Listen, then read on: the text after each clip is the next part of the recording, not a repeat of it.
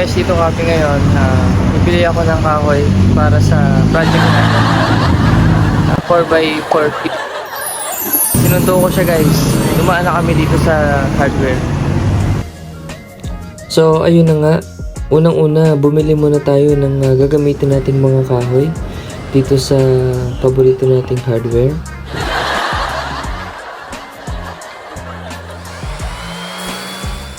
At liyahin muna natin para kumini siya.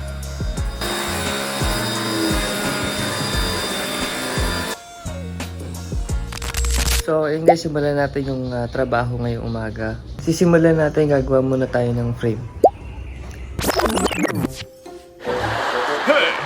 No guys, pasensya na pero laro muna tayo. Tingnan nyo guys sa tres. Ayan, 7. May pasok ko yan guys. Ayan, sa 9. Mahulog ko kaya. Yun. Balik na tayo sa trabaho. Nasayang lang yung oras natin. Wala tayong natapos.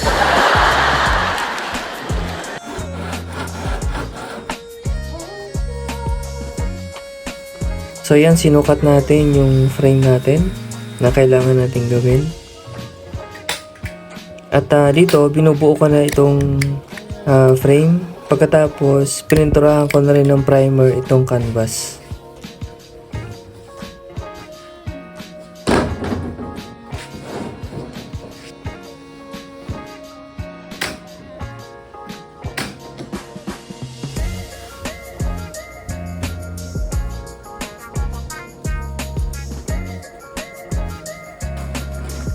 Ang pagpapatong ng primer sa canvas, mga 1 hanggang 2 patong. So yan yung finishing. Hey guys, so ngayon ay Lunes. Ayan, pawis na ako. Nagawa na natin itong canvas.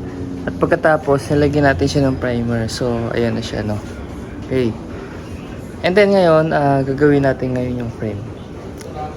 Part ako. Ayan. So para siyang floating frame ulit.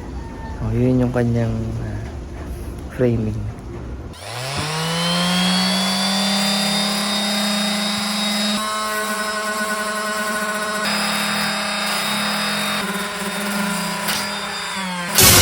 Ayan guys, so na-accident tayo. Guys, di talaga may iwasan yung aksidente. Pero okay naman, buti safe naman tayo. Guys, next natin magliliha tayo. Lilihahin natin para talagang makinis yung kahoy.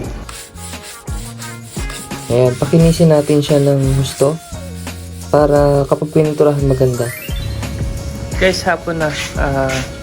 Lagyan natin ng gold yung frame. Ito rin yung gold natin. So, pinturahan natin ng gold.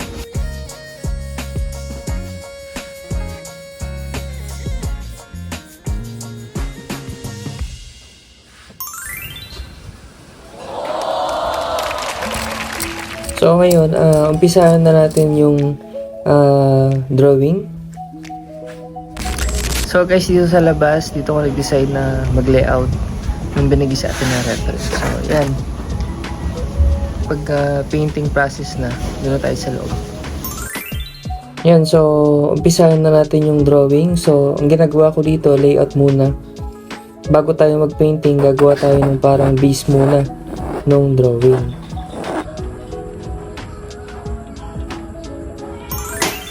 So guys, ayan, nabot na tayo ng gabi. Ayan, talagang madilim na siya. Pininturahan na natin ito ng last coat ng gold, itong frame natin. So tingnan nyo siya guys. Ayun. Dito talagang parang nag-gold na siya. Ayan. So ayun, bago tayo magsimulang mag-painting, linis muna tayo ng kwarto.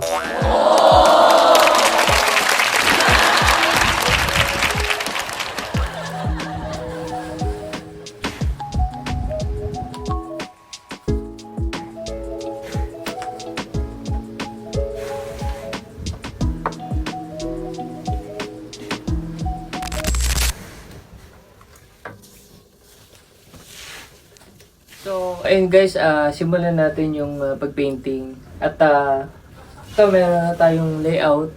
Ang gawin natin ngayon, lagyan natin ng parang base. Itong painting na ito. Unahin natin yung background. At ang background nito ay kulay red. Kasi ang painting na ito ay inspired ito kay Ben Cab. So, si Ben Cab, isa siyang local artist dito. Pagkatapos, sa mga painting niya, pinapakita niya yung mga kulturang Pilipino.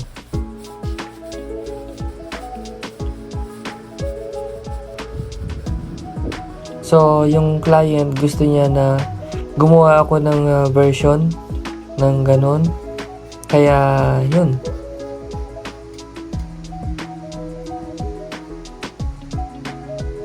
Inuna ko muna yung pagpinta ng muka. So, ito yung mga flesh tone, ibig sabihin, mga kulay ito ng balat.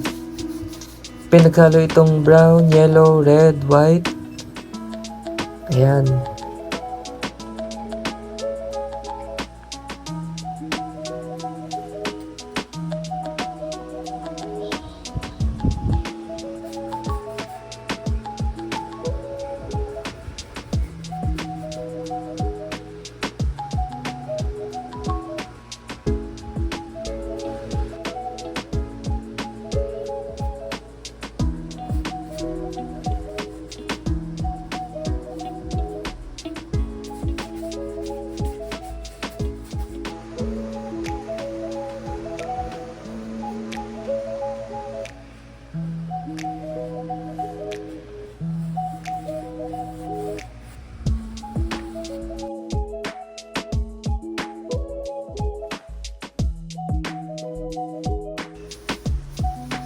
Dito, ginagawa natin naman ng design, yung background.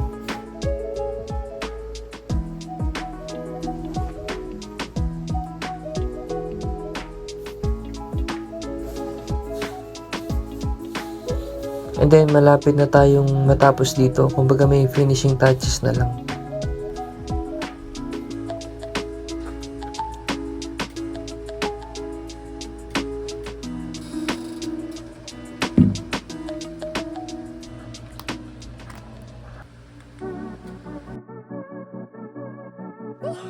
Yun guys, so hindi na-approve yung una nating design.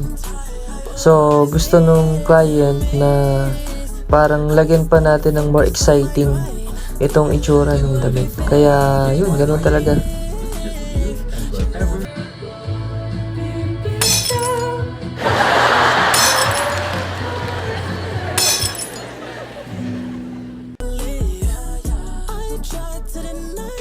Guys, ipakita natin sa kapatid ko. Ano kayo masasabi niya? Okay. Masaya mo?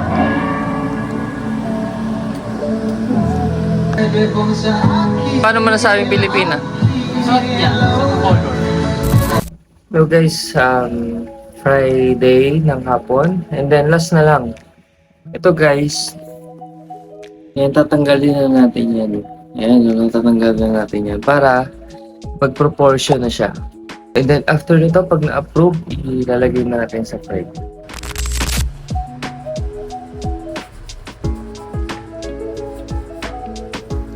So, ito na yung pinaka-panghuling adjust natin.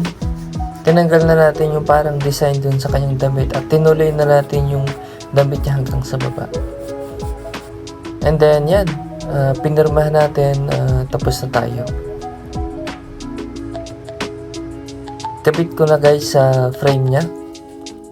Pero ito, ginagawa ko muna yung gilid. Pinipinturahan ko muna.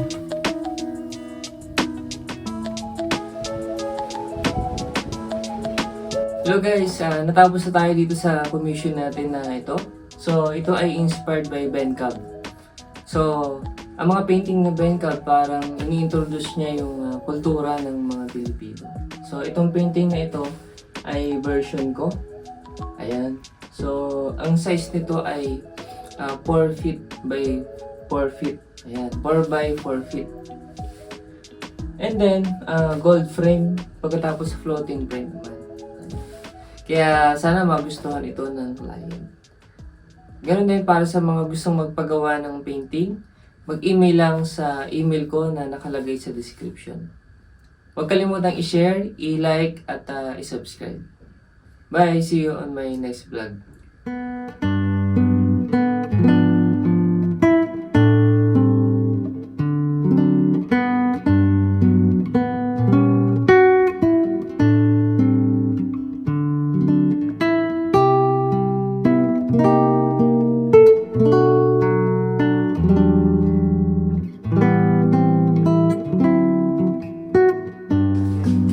Guys, maraming salamat sa pagsuporta sa vlog natin na ito.